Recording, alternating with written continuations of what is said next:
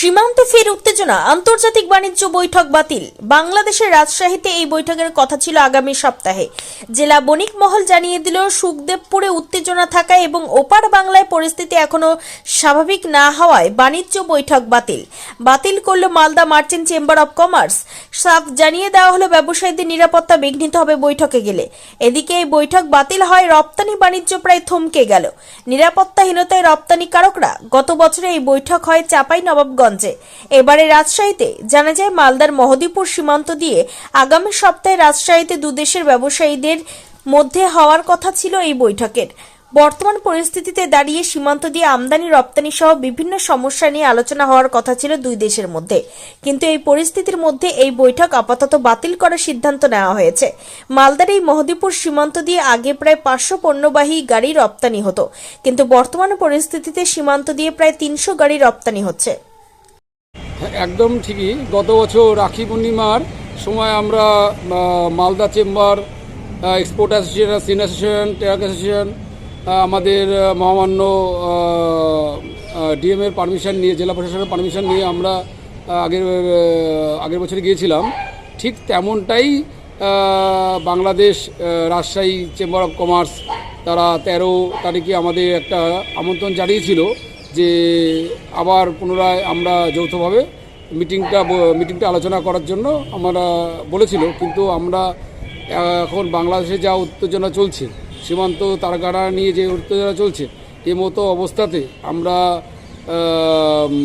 আশাবাদী না যে বাংলাদেশ নিশ্চয়তার অভাব আছে বলে আমরা যেতে চাচ্ছি না। আমরা যৌথ মিটিংয়ের সিদ্ধান্ত হয়েছে। আপনারা কি মনে করছেন যে নিরাপত্তা বিঘ্নিত হতে পারে আপনারা গেলে? নিরাপত্তা সম্পূর্ণ বিঘ্নিত হতে পারে, কারণ যেইভাবে বাংলাদেশের দিনের পর দিন অত্যাচার বেড়েই চলছে এক শ্রেণীর পরে, সে মতো অবস্থাতে আমাদের ব্যবসায়ও অনেকটা ক্ষতির সম্মুখীন হচ্ছি আমরা। হ্যাঁ, এই যে বৈঠকটা হচ্ছে না, এর ফলে কি ব্যবসায়ী ক্ষেত্রে প্রভাব পড়বে?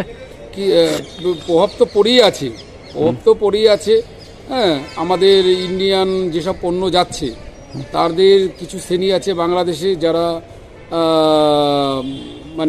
এক নিম্ন শ্রেণীর লোক আছে, তারা এটা উস্কানিমূলক আলোচনা করছে যে ভারতীয় পণ্য বয়কট হোক। কিন্তু এটা তারা দেখছে না নিত্য প্রয়োজনীয় ক্ষেত্রে আমাদের বাংলাদেশের যে কাছে আমরা ইন্ডিয়া থাকি, আমাদের ইন্ডিয়ান মাল সর্বমত নিত্য প্রয়োজনীয়তে লাগবে।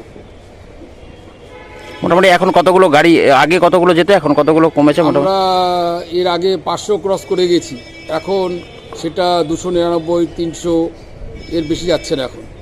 ঠিক আছে, আপনার নাম এবং কোন দায়িত্বে আছে? আমার নাম Tapas Kundu, Mohadipur C&F agent welfare অ্যাসোসিয়েশনের সম্পাদক। গত বছর Malda merchant chamber of commerce জেলা প্রশাসনের নির্দেশক্রমে আমরা বাংলাদেশ গেছিলাম। এক্সপোর্টার ইম্পোর্টারকে নিয়ে প্রায় 42 জনের ব্যবসায়ীকে নিয়ে আমরা বাংলাদেশ গেছিলাম।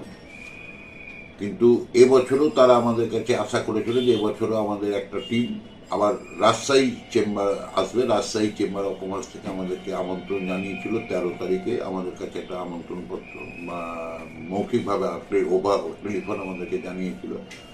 কিন্তু বর্তমান বাংলাদেশ পরিস্থিতির কথা বিবেচনা করে আমরা জানি এক্সপোর্টের আমাদের ব্যবসায়ীদের প্রচুর সমস্যা ওখানে হচ্ছে বাংলাদেশে, কিন্তু নিরাপত্তার অভাব হচ্ছে।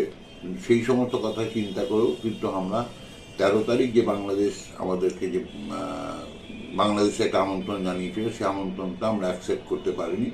কারণ বাংলাদেশে এখন যা পরিস্থিতি দাঁড়িয়ে আছে, সেই পরিস্থিতিতে যদি আমরা আমাদের টিম নিয়ে যাই, তাদের নিরাপত্তার একটা ব্যাপার আছে এবং আলোচনার করার জন্য যে সুষ্ঠু পরিবেশ দরকার, সেই সুষ্ঠু পরিবেশটা নাই।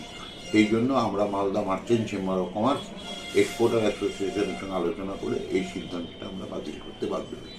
বুঝলাম, এই যে বৈঠকটা বাতিল হলো, এর ফলে কি ব্যবসায়ী ক্ষেত্রে দুদেশের আদান প্রদানে কিছু প্রভাব পড়বে? দেখুন, ব্যবসায়িক ক্ষেত্রে আদান প্রদানের প্রভাব অলরেডি পড়ছে। বাংলাদেশে আমাদের যে এক্সপোর্টটা, যেটা খুব সুন্দরভাবে এক্সপোর্ট হচ্ছিল এবং বাংলাদেশের মানুষের কাছেও আমাদের পণ্য ঠিক মতো পৌঁছে যাচ্ছিল, কিন্তু বাংলাদেশের পরিস্থিতির কথা বিবেচনা করে আমরা কিন্তু পিছিয়ে আসতে বাধ্য হয়েছি। কারণ নিরাপত্তাটা, যে আমার ট্রাক শ্রমিক ভাইরা যায়, যে সমস্ত মালপত্রগুলো যায়, সেখানে কিন্তু নিরাপত্তার অভাব বোধ হচ্ছে। তার জন্য কিন্তু আমরা পিছিয়ে আসতে বাধ্য হয়েছি। এর জন্য সাময়িকভাবে কিছুটা হলেও প্রভাব পড়বে এবং আমরা আশা করব যে দুই দেশের সম্পর্কটা ভালো হয়ে গেলে আমরা আবার আমাদের একটা টিম নিয়ে রাজশাহী হোক, চাঁপাইনবাবগঞ্জ হোক, সেখানে আমরা সেখানকার চেম্বার অফ কমার্সের সঙ্গে আলোচনা করব। Bureau report, news for Bengal. This channel does not promote or encourage any illegal activities. All contents provided by this channel is meant for educational purpose only.